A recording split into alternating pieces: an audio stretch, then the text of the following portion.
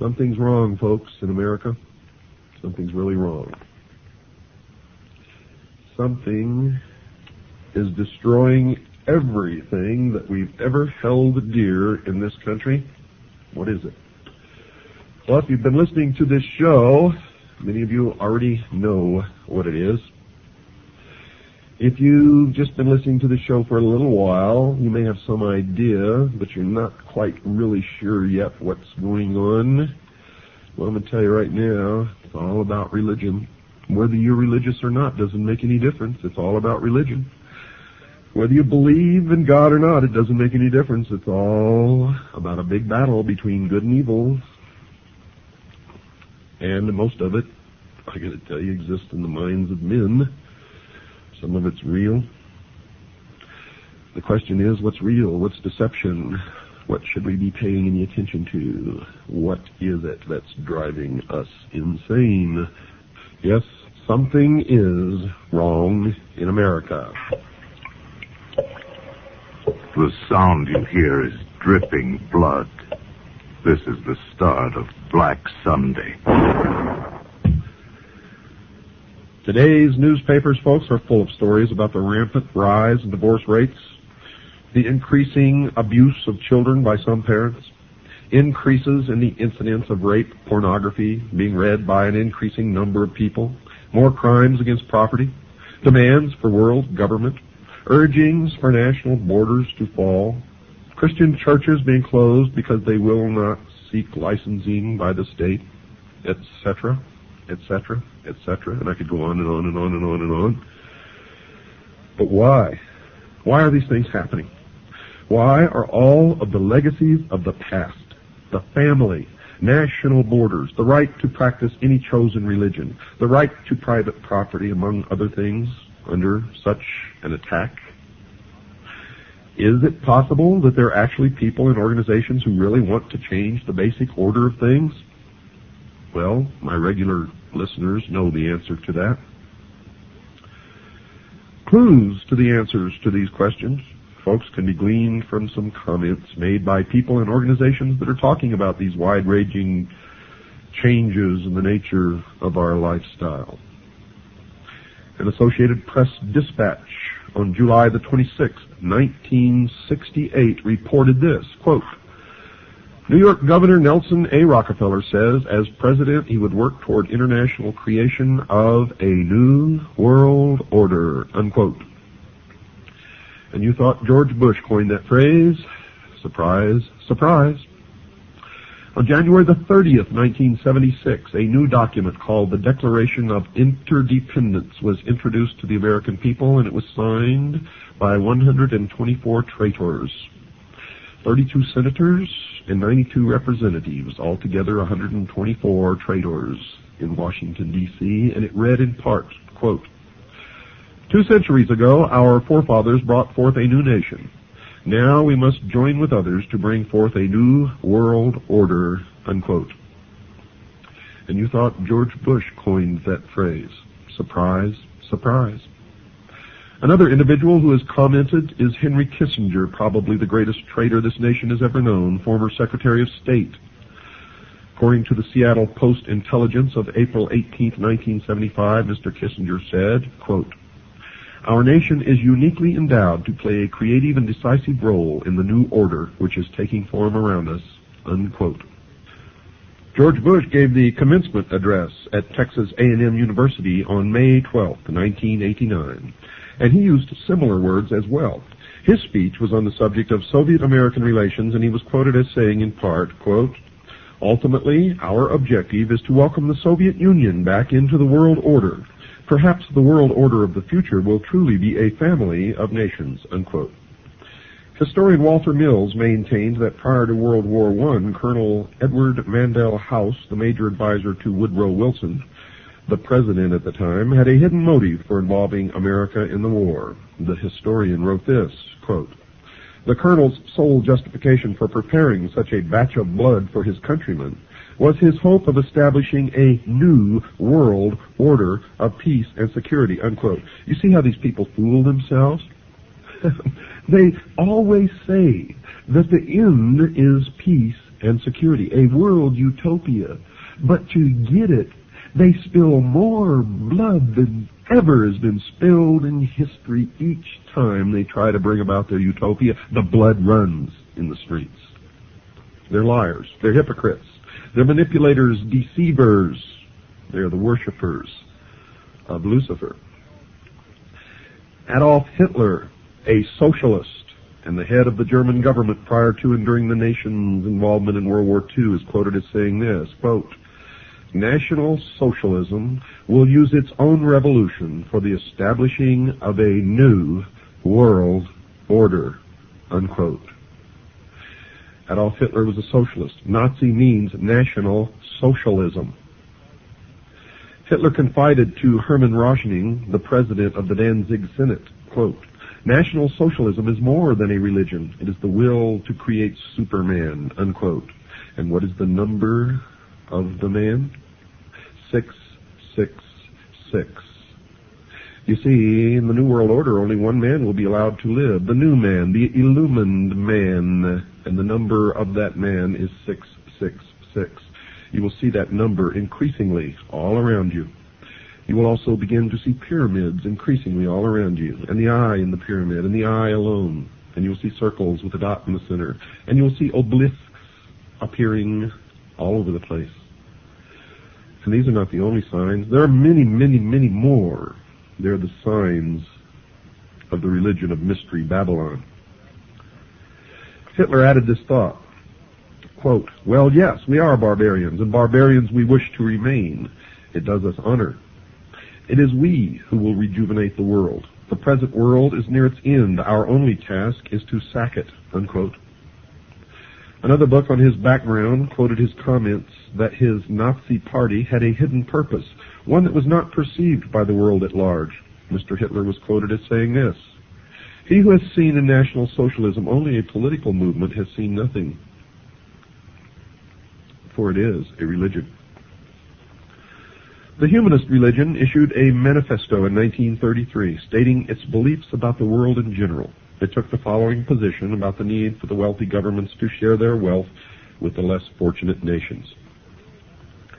It is the moral obligation of the developed nations to provide, through an international authority, economic assistance to the developed. Now that is a lie, folks. It means that it's okay for some of us to lay back and do nothing and reap the rewards of the labor of others. That's socialism. That's what it's all about. Communism, socialism, it's the same. And these people, the worshippers of Mystery Babylon, are the original communists. They are international socialism. They invented it. It is their creation.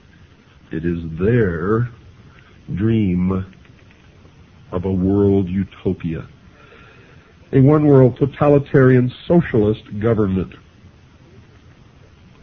The April 1974 issue of Foreign Affairs, the quarterly periodical issued by the Council on Foreign Relations in New York, had an article in it by Richard N. Gardner, the former Deputy Assistant Secretary of State for International Organizations in the Lyndon Johnson and John Kennedy administrations, and he stated this, quote, "We are likely to do better by building our house of world order from bottom up rather than from the top down. An end run around national sovereignty, eroding it piece by piece, is likely to get us to world order faster than the old-fashioned assault," unquote. Even the Communist Party is voicing similar thoughts. The People's Daily World for Thursday, March 9th, 1989, contained an article written by Angela Davis. You remember her? Those familiar with Miss Davis will remember that she was the vice presidential candidate for the Communist Party a few years ago. She currently is a member of the National Committee of the Communist Party of the United States, and she is quoted in the paper as saying, quote, "One underlying effect of anti-communism in this respect is to encourage a certain hesitancy to embrace solutions which call for deep structural socio-economic transformation," unquote. Another communist, Alexei Kovylov, spoke at an evening meeting held at Windstar, Colorado, in August 1985, and gave the participants in attendance a surprise presentation. He spoke about the 12th World Festival of Youth and Students held in Moscow a few months prior to his lecture. He said, quote, "There were 3 programs. The first was political and dealt with the various issues of peace and disarmament. The second was dedicated to environmental issues and to the new international economic order," unquote. The alleged need for a change in the basic way things are done is consistent with the teachings of the father of communism, Karl Marx. He's not really the father of communism, but it's a name that's been tagged onto him. You see, he was just a hack writer hired by the mystery religion of Babylon to write the Communist Manifesto. It was not his idea, but he's reaped the benefits of it, if you can call them benefits. But he co-authored the Communist Manifesto with Frederick Engels, another hack writer, in 1848. Mr. Marx wrote that the communists, quote, "openly declare that their ends can be attained only by the forcible overthrow of all existing social conditions," unquote.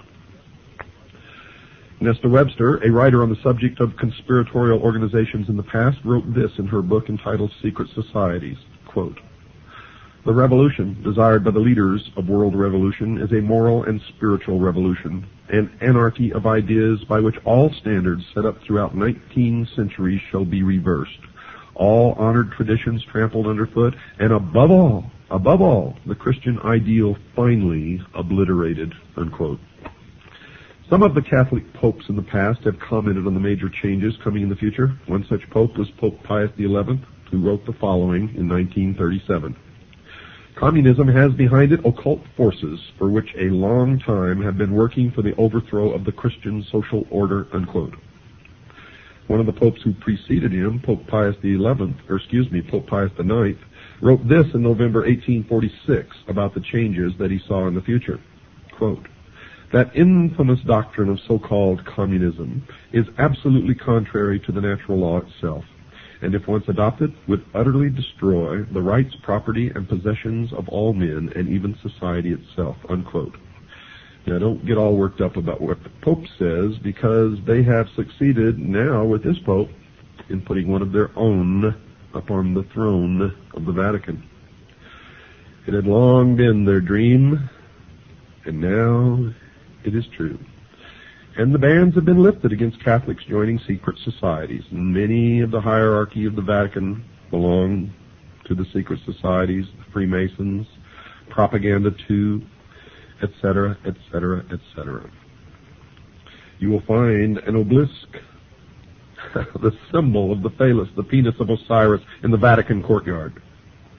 If you don't believe me, go look. Another individual who wrote about the future was Dr. Jose Arguelles of an organization known as the Planet Art Network.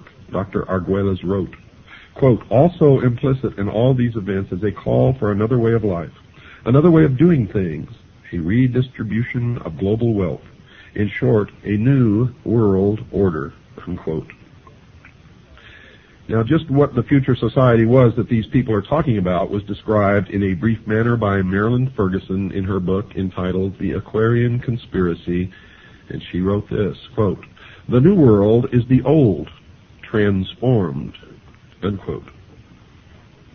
Another clue about what is in store for the future world was offered by Dr. James H. Billington, who received his doctorate as a Rhodes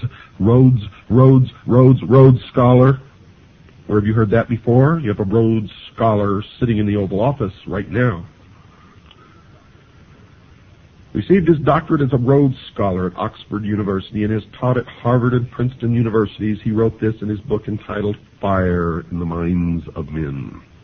Quote, "This book seeks to trace the origins of a faith, perhaps the faith of our time. What is new is the belief that a perfect secular order will emerge from the forcible overthrow of traditional authority," unquote. You hear that? They believe a perfect secular order will emerge. Nothing perfect will ever emerge from the minds of imperfect men, and no men will ever be ruled by other imperfect men in any kind of a perfect utopian order, secular or otherwise. That is why we must be eternally vigilant. Eternally vigilant. That these future changes would involve force and slavery was confirmed by B.F. Skinner, chairman of the psychology department at Harvard University. In his book entitled Beyond Freedom and Dignity, Dr. Skinner has been called the most influential of living American psychologists by Time magazine. So the world should listen to the professor when he speaks. The magazine told the reader what the message of Professor Skinner's book was. Quote, "We can no longer afford freedom, and so it must be replaced with control over man, his conduct, and his culture," unquote. Not long ago in the Los Angeles Times, there was an article called 10 Forecasts for the Coming Decade. One of these was chemical or electronic implants to control individual behavior on a 24-hour basis. Another student of these changes is Alvin Toffler, who wrote this in his book entitled The Third Wave. And you should read everything that he's written, by the way, because what he's writing is what is coming. Quote, "A new civilization is emerging in our lives. This new civilization brings with it new family styles, changed ways of working, loving, and living, a new economy, new political conflicts, and beyond all this, an altered consciousness as well. The dawn of this new civilization is the single most explosive fact of our lifetimes," unquote. Another scientist involved in commenting upon the future changes was Dr. Carl Sagan, and he's observed this, quote, "It's clear that sometime, relatively soon in terms of the lifetime of the human species, people will identify with the entire planet and the species," unquote. Now the reason, folks, why these changes are necessary was explained by Manly P. Hall, perhaps the world's leading authority on esoteric words and language. He was a 33rd degree Freemason. He wrote in his book entitled Lectures on Ancient Philosophy, quote, "The time has not yet arrived when the average man is strong enough or wise enough to rule himself," unquote. And he explained who he considered worthy enough to rule those on the world considered by the experts to be incapable of governing themselves. He wrote this, quote, "Never will peace reign upon the earth until we are ruled by the fit." And who is the fit? Why, them, of course. The illumined, the priest of the mystery religion of Babylon. Mr. Hall even indicated that these changes would occur soon. He wrote this comment in his book previously cited, quote, 100 years ago, meaning in 1884, folks, it was predicted that within a few centuries men would revert to the gods of Plato and Aristotle. We may all look forward with eager anticipation to that nobler day when the gods of philosophy once more shall rule the world, unquote. Aldous Huxley, in his book called Brave New World Revisited, quotes a character called the Grand Inquisitor in one of Fyodor Mikhailovich Dostoevsky's parables as saying this, quote, "In the end they, the people, will lay their freedom at our, the controller's feet, and say to us, 'Make us your slaves, but feed us,'" unquote. The Tucson Citizen newspaper of November the 3rd, 1988, printed a photograph of a group of people involved in a march for literacy, and it clearly demonstrated that at least some people in America are now asking their government to make them their slaves. The picture showed a demonstrator carrying a picket sign that read, quote, "Uncle Sam, we want you to support us," unquote. Mr. Huxley gave us a date when we could expect these changes to occur. He wrote the following in his book written in 1958, quote, "The 21st century will be the era of world controllers," unquote. And then he told us why these controllers would not fail. Quote, "The older dictators fell because they could never supply their subjects with enough bread, enough circuses, enough miracles and mysteries. Under a scientific dictatorship, education will really work, with the result that most men and women will grow up to love their servitude and will never dream of revolution. There seems to be no good reason why a thoroughly scientific dictatorship should ever be overthrown," unquote. Someone who might have given the world the date for the commencement of these predicted changes was Zbigniew Brzezinski, a Marxist, President Jimmy Carter's national security advisor during his 4-year administration. And he wrote the following in his book entitled Between Two Ages, by the way. You should read every book that he's ever written. You will be angered. Quote, Either 1976 or 1989, the 200th anniversary of the Constitution, could serve as a suitable target date for culminating a national dialogue on the relevance of existing arrangements, the workings of the representative process, and the desirability of imitating the various European regionalization reforms and of streamlining the administrative structure, unquote. And it did begin exactly when he said it would. So the people of the world can now determine what those changes are that those in the positions of implementing changes have in store for them. In summary, folks, these changes are: the old world is coming to an end. It will be replaced with a new way of doing things. The new world will be called the New World Order.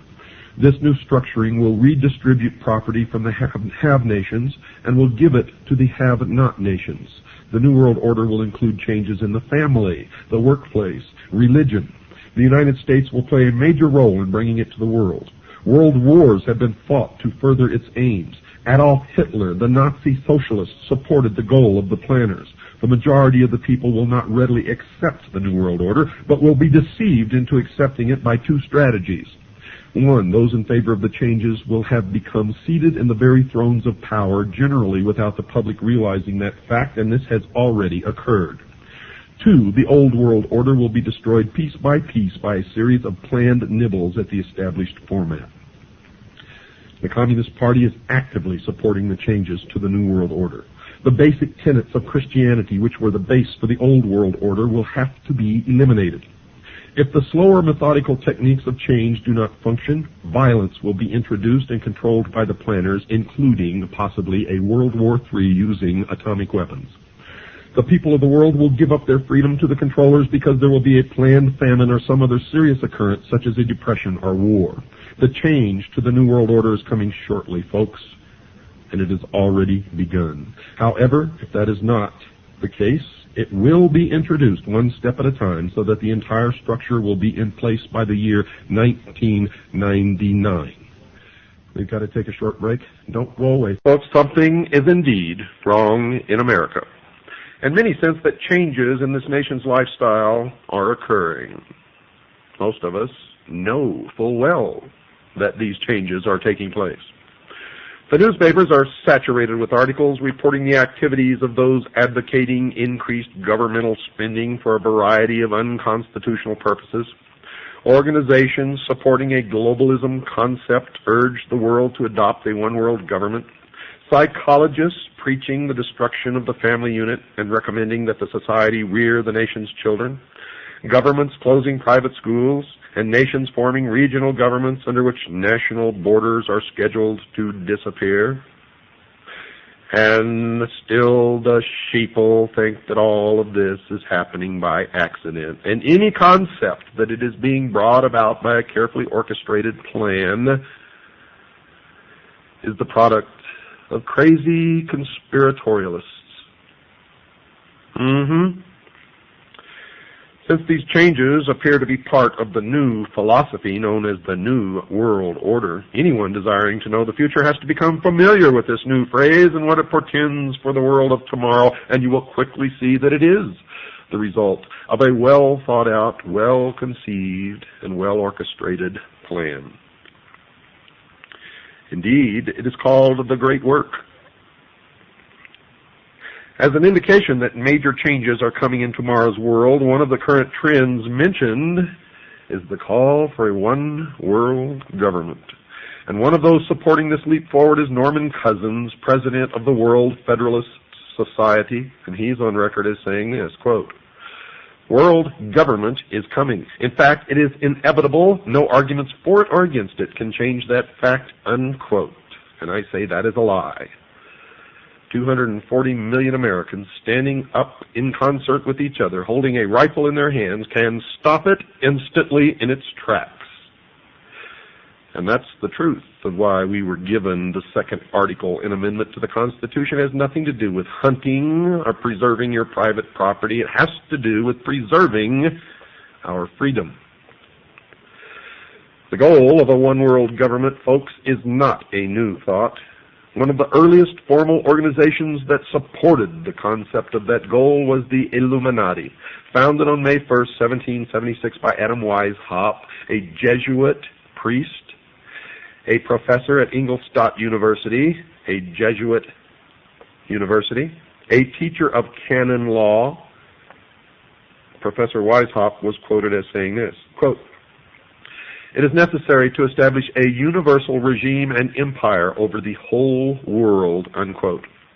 Now let me tell you the truth about the Illuminati. Adam Weishaupt did not establish the Illuminati, nor did the Illuminati die with Adam Weishaupt. Make sure you understand that. A more modern organization that supports the coming changes is the Masonic order, called simply the Freemasons, or for short, the Masons. Has nothing to do with bricklayers, folks.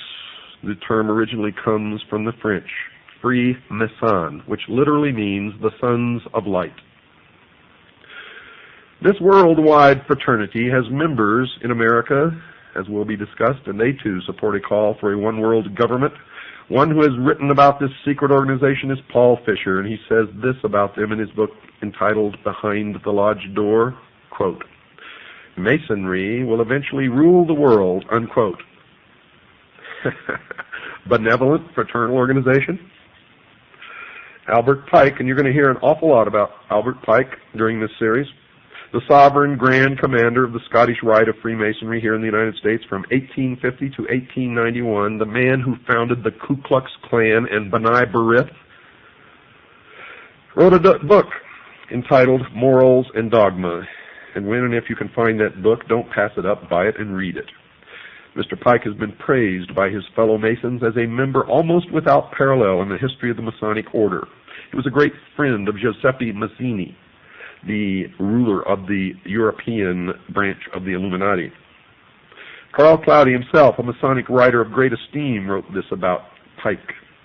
Quote, "Albert Pike, one of the greatest geniuses Freemasonry has ever known. He was a mystic, a symbolist, a teacher of the hidden truths of Freemasonry," unquote. So the outsider can know that whenever Mr. Pike speaks, he speaks with authority and knowledge. He is perhaps the greatest Masonic writer of all time, and I would add next to Manly P. Hall. His book is given to each Scottish Rite Southern Jurisdiction Freemason who is asked to read it. There seems to be a difference of opinion as to whether or not this book is still required reading for each Scottish Rite Mason. As we were told that it was given to each Scottish Rite Mason in Tucson, other Masons say that that is not true. But you have to remember they're sworn not to reveal the secrets of the lodge, and therefore you can never trust them to tell you the truth no matter what they're telling you. But in this book, Morals and Dogma, Pike informs the new Mason about the moral teachings of the Masonic Lodge. He instructs the Masonic reader that the order will eventually be asked to rule the entire globe, and he wrote this, quote, "The world will soon come to us for its sovereigns and pontiffs. We shall constitute the equilibrium of the universe and be rulers over the masters of the world," unquote. He wrote this supportive statement in a book entitled Legenda, quote, "And thus the warfare against the powers of evil that crushed the order of the temple goes steadily on, and freedom marches ever onward toward the conquest of the world," unquote. Reference to the order of the temple is reference to the Knights Templars, who were destroyed in concert by King Philip of France and Pope Clement V. And the powers of evil referred to in this paragraph is the Christian church, the Christian religion, Christianity as a whole. Let me read it to you again, just in case you weren't paying attention. Quote, "And thus the warfare against the powers of evil that crushed the order of the temple goes steadily on, and freedom marches ever onward toward the conquest of the world," unquote. The order of the temple Mr. Pike was writing about was the Knights Templar, which was, according to him, quote, "devoted to the cause of opposition to the tiara, the Pope's triple crown, and the crown of kings," unquote. Well, then is it any wonder that the King of France and the Pope crushed the Templars in France? For that is the only place that they were truly crushed. Mr. Pike said that the Catholic Church was a power of evil because it had crushed the Templars, even though he admitted that they were devoted to opposition to the Church and its leader, the Pope. But the major point of that quote is that these forces of opposition, presumably meaning the Masons, are marching onward toward the conquest of the world. Mr. Pike repeated his devotion to the conquest of the world with this comment at the end of his book entitled Morals and Dogma, quote, "Such, my brother, is the true word of a master mason, such the true royal secret which makes possible, and shall at length make real, the holy empire of true Masonic brotherhood," unquote. Now, all of you master masons out there who've been writing me letters, don't write to me anymore. You are my enemies. And if I can, I will destroy you. Don't write to me and profess your innocence, for your own have proclaimed your guilt. And if you are truly innocent, then you're just a foolish dupe, and you better get out while you can. The major worldwide movement that champions a one-world government, folks, under a religious leader is a new phenomenon occurring worldwide called the New Age movement, a creation of Freemasonry. The newspaper put out by the Scottish Rite of Freemasonry is called The New Age. Tex Mars, a researcher into this new religion, has written 2 books on the subject. Both of these books are excellent primers for those who wish to know more about the beliefs of this religion. The 2 books are entitled Dark Secrets of the New Age and Mystery Mark of the New Age, and he has written, quote, "The New Age movement has undeniably taken on the definite form of a religion, of course, because it is Mystery Babylon." He goes on to say, "Complete with an agreed-upon body of doctrine, printed scripture, a pattern of worship and ritual, a functioning group of ministers and lay leaders," unquote. Another writer who has written 2 books on the New Age religion is Constance Cumby. Her 2 books are called The Hidden Dangers of the Rainbow and A Planned Deception.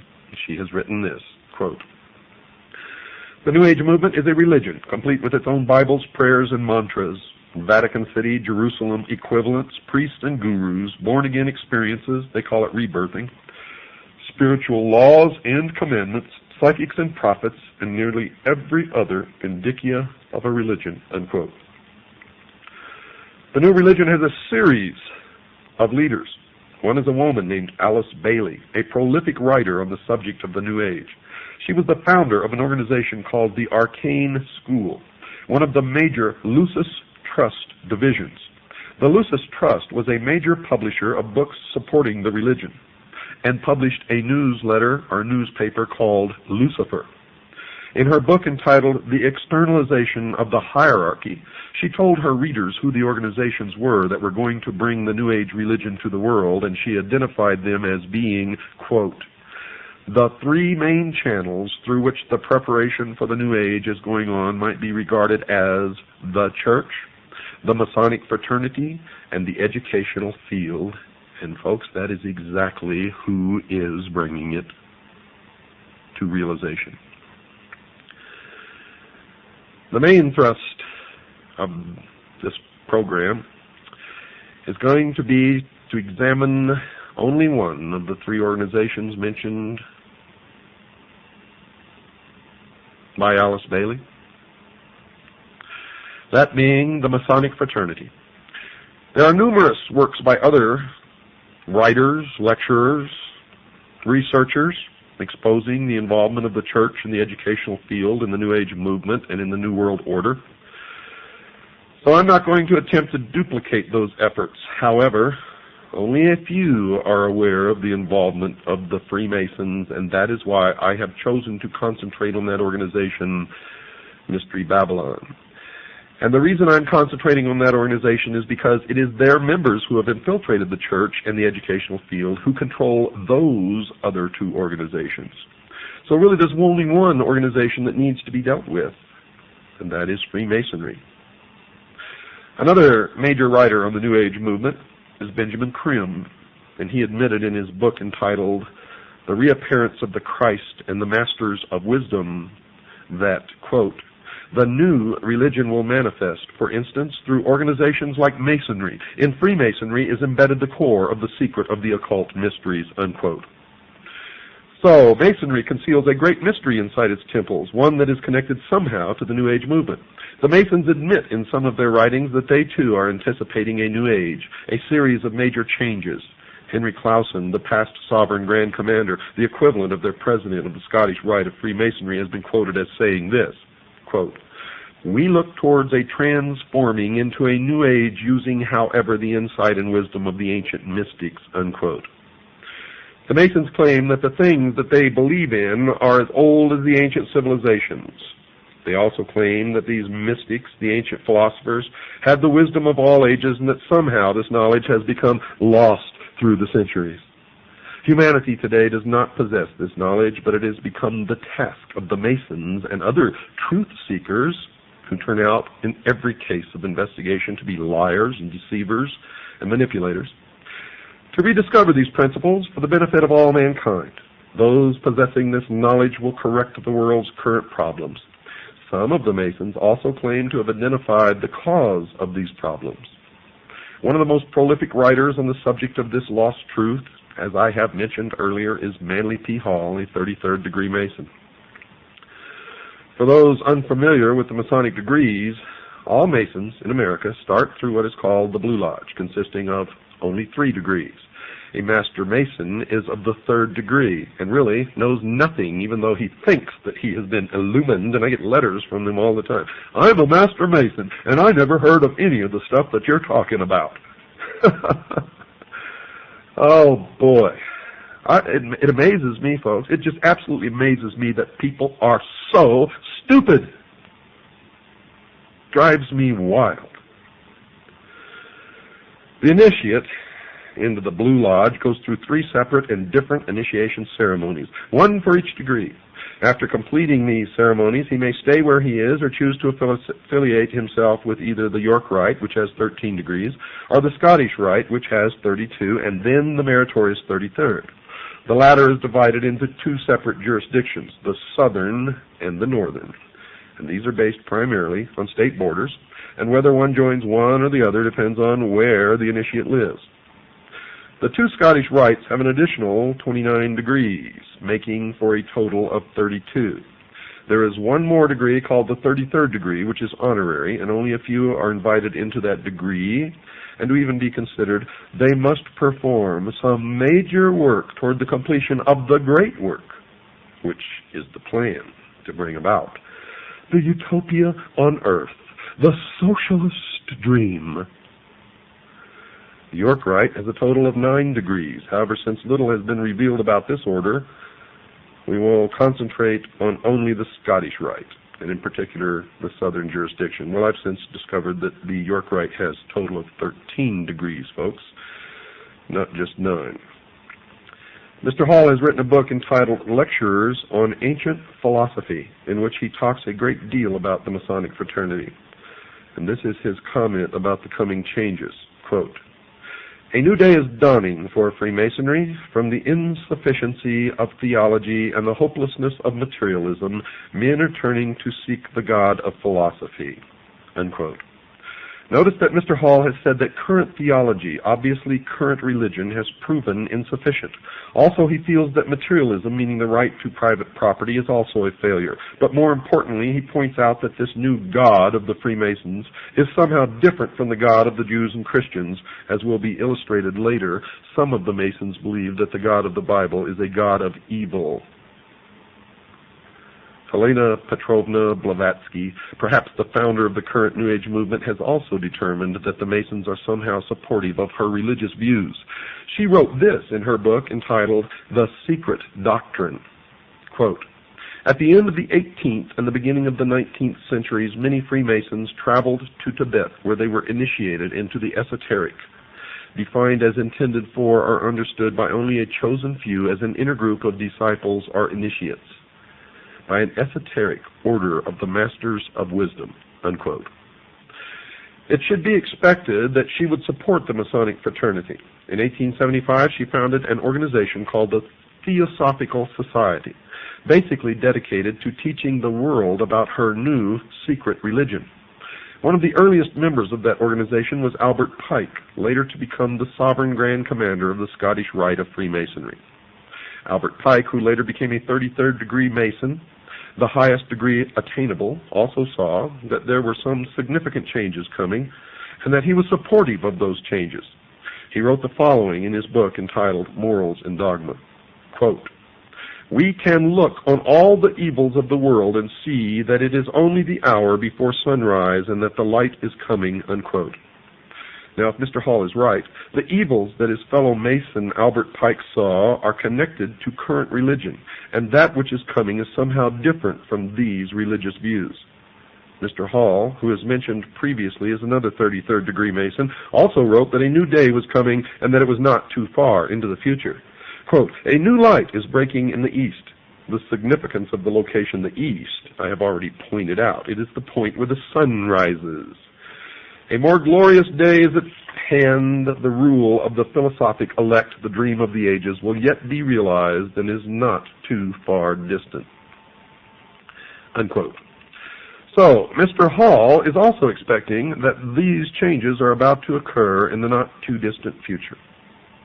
Someone who attempted to zero in on when these changes were expected to occur was Alice Bailey, previously mentioned. She wrote about when she thought the New Age would arrive. Quote, "Eventually, there will appear the Church Universal, and its definite outlines will appear towards the close of this century," unquote. And you have already seen the emergence of the Universalist Church. Since she wrote early in the 20th century, we can see that she was predicting the eventual arrival of the New Age sometime around the 1990s. This estimate of that date is not too far wrong, as will be demonstrated later in this series of programs.